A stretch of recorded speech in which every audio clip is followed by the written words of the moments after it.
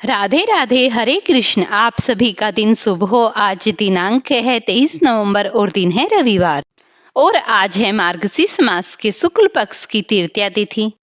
और आज तृतीया तिथि शाम के 4:16 तक रहेगी। उसके बाद चतुर्थी तिथि प्रारंभ हो जाएगी। अब आप आज का नित्य नेम सुनिए। एक बार की बात है, सीता माता कहानी सुनाया करती थी और इसे श्री राम सुना करते थे। एक दिन श्री राम भगवान को किसी काम के लिए बाहर जाना पड़ गया तो सीता माता कहने लगी कि भगवान, मेरा तो 12 वर्ष का नित्यनेम है, अब आप बाहर जाएंगे तो मैं अपनी कहानी किसे सुनाऊंगी। श्री राम ने कहा कि तुम कुएं की पाल पर जाकर बैठ जाना और वहाँ जो औरतें पानी भरने आएंगी उन्हें अपनी कहानी सुना देना। सीता माता कुएं की पाल पर जाकर बैठ जाती हैं। एक स्त्री आई, उसने रेशम की जरी की साड़ी पहन रखी थी और सोने का घड़ा ले रखा था। सीता माता उसे कहती है कि बहन, मेरा 12 वर्ष का नित्यनेम सुन लो। वह स्त्री बोली कि मैं तुम्हारा नित्यनेम सुनूंगी तो मुझे घर जाने में देर हो जाएगी और मेरी सास मुझसे लड़ेगी। उसने कहानी नहीं सुनी और वह चली गई। उसकी रेशम जरी की साड़ी फट गई, सोने का घड़ा मिट्टी के घड़े में बदल गया। सास ने देखा तो पूछा कि यह किस दोस्त को अपने सर लेकर आई है। बहू ने कहा, कुएं पर एक औरत बैठी थी, उसने कहानी सुनने के लिए कहा, लेकिन मैंने कहानी नहीं सुनी है, उसका फल है। बहू की बात सुनकर अगले दिन वही साड़ी और घड़ा लेकर सास कुएं की पाल पर गई। सास को वहीं सीता माता बैठी मिली तो सीता माता ने कहा, बहन, मेरे नित्यनेम की कथा सुन लीजिए। सास बोली कि एक बार छोड़ो, मैं तो 4 बार कहानी सुन लूंगी। इस प्रकार वह कहने लगी कि तुम बहन मुझे अपनी कहानी सुनाओ। वह कहानी सुनाने लगी। राम आए, लखन आए, देश के पुजारी आए, नित्य नेम का नेम लाए। आओ राम, बैठो राम, तपी रसोई जियो राम, माखन मिश्री खाओ राम, दूध बतासे पायो राम, सूत के पलको माठो राम, साल दुसाला पाठो राम, साल दुसाला ओढ़ो राम, जब बोलूं तब राम ही राम, राम सवारे सबके काम, खाली घर भंडार बढ़ेंगे, सबके बेड़े पार करेंगे। जय श्री राम, जय श्री राम, राम राम जय श्री राम। सास बोली कि बहन, कहानी तो बहुत अच्छी लगी। कहानी सुनकर सास घर चली गई और उसकी साड़ी फिर से रेशम जरी की बन गई। मिट्टी का घड़ा फिर से सोने के घड़े में बदल गया। बहू कहने लगी, सासू माँ, आपने ये सब कैसे किया? सासू ने कहा कि बहू, तू दोष लगा के आई थी और मैं दोष उतार कर आ रही हूँ। बहू ने फिर पूछा कि वह कुएं वाली स्त्री कौन है? सास बोली कि वे सीता माता हैं। वे पुराने को नया कर देती हैं, खाली घर में भंडार भर देती हैं, वह लक्ष्मी जी का वास करा देती हैं, आदमी जो भी हो इच्छा पूरी कर देती हैं।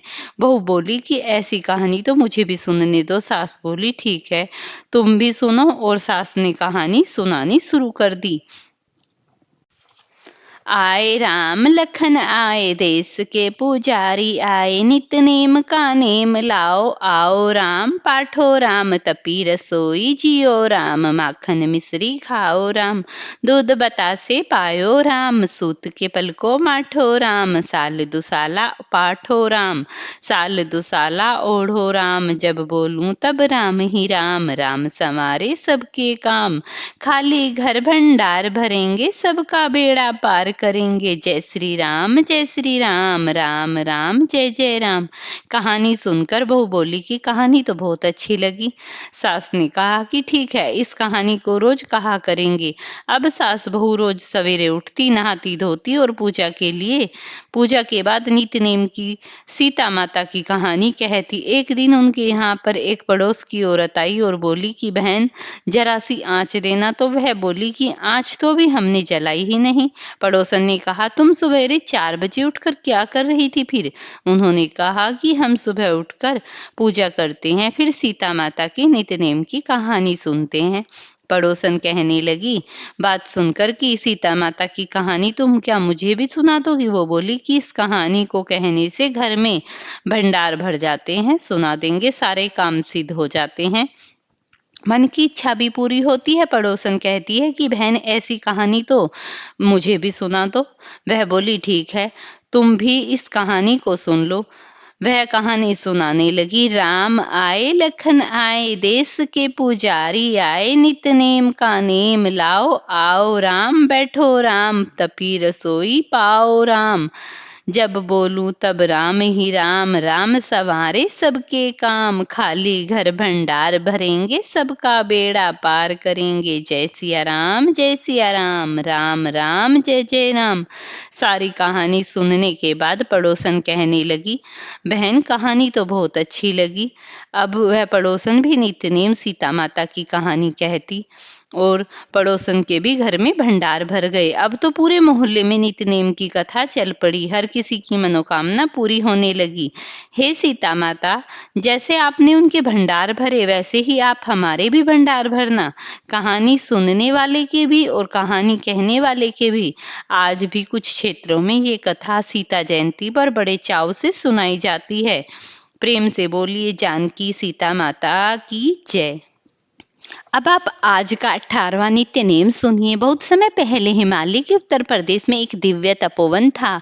वहां एक महान ऋषि रहते थे। ऋषि वेद प्रभा, उनकी तपस्या और पवित्रता ऐसी थी कि देवता भी उनसे आशीर्वाद लेने आते थे। उनके आश्रम में अनेक शिष्य ज्ञान प्राप्त करते थे, लेकिन सभी में सबसे जिज्ञासु था सुमेधानंद। एक दिन सुमेधानंद ऋषि के पास आया और बोला, गुरुदेव, मार्गशीर्ष मास का इतना महत्व क्यों है? नित्य नियमित का 18वां अध्याय किस उद्देश्य से पढ़ा जाता है? ऋषि वेद प्रभा मुस्कुराए और बोले, वत्स, 18वें अध्याय में वह दिव्य ज्ञान है जो मनुष्यों के जीवन की अंधेरी रातों को समाप्त कर देता है। यह अध्याय रिद्धि सिद्धि का द्वार खोल देता है। ऋषि ने आगे कहना शुरू किया। बहुत समय पहले एक नगर था, आनंदपुर। वहां एक धनी व्यापारी रहता था जिसका नाम था विपुल सेन। उसके पास धन की कमी नहीं थी, परंतु घर में शांति नहीं थी, प्रेम नहीं था, संतोष नहीं था। हर समय लड़ाई झगड़ा और मानसिक अशांति तो मानो बनी ही रहती थी। एक दिन वह अत्यंत दुखी होकर नगर में वेद के ज्योतिषी के विद्वानों के पास गया, लेकिन किसी के भी पास समाधान न मिला। फिर एक दिन मार्गशीर्ष मास के 18वें दिन वह ग्रस्त साधु नगर में आए। उनके मुख पर तेज और शब्दों में मिठास थी। विपुल सेन ने जाकर कहा, स्वामी जी, मेरे घर में धन और खुशी नहीं है, कृपया मेरा मार्गदर्शन करो। साधु कहने लगा, वत्स, तुम्हारे घर में सुख इसीलिए नहीं है क्योंकि वहाँ नियम संयम नियत पूजा की कमी है। आज मार्गशीर्ष का 18वां दिन है। अगर तुम आज नित्य नियमित का अध्याय सुनकर संकल्प लो तो तुम्हारे सब दोष मिट जाएंगे। विपुल सेन ने कहा, स्वामी जी, कृपया कर यह अध्याय सुनाइए। साधु ने कथा सुनानी प्रारंभ की। स्वर्गलोक में एक बार देवराज इंद्र भी भारी संकट में पड़ गए थे। स्वर्ग में कलह, असंतोष और राग फैल गए थे। देवगण एक दूसरे से रुष्ट होने लगे। इंद्र ने यह स्थिति देखकर भगवान विष्णु से सहायता मांगी। विष्णु भगवान ने कहा, इंद्र, संसार और स्वर्ग जब जब दुर्भाग्य, असंतोष, कलह और रुकावट बढ़ जाती हैं, तब मैं मार्गशीर्ष के 18वें अध्याय पर प्रकाश डालता हूँ।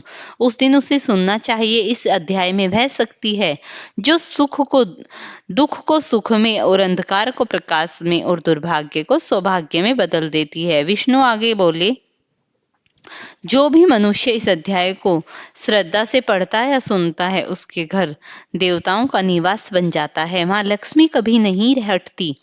इंद्र ने यह अध्याय सुना और उसी दिन से स्वर्ग में पुनः शांति स्थापित हो गई।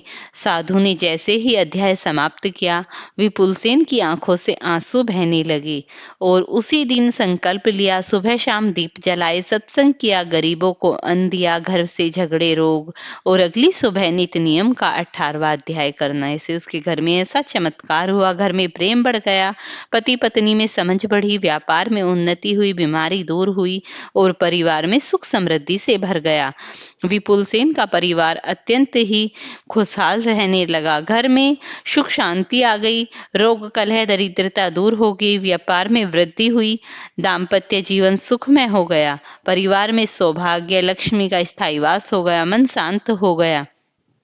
और इस तरीके से उसने भगवान का बहुत बहुत धन्यवाद दिया। प्रेम से बोलिए श्री हरि विष्णु भगवान की जय है। और इस अध्याय को सुनने से पहले इस दिव्य मंत्र को अवश्य ही पढ़ना चाहिए। ओम नमो नारायणे, ओम श्रीम लक्ष्मी नमः, ओम श्रीम महालक्ष्मी नमः। प्रिय भक्तों, अगर आपको आज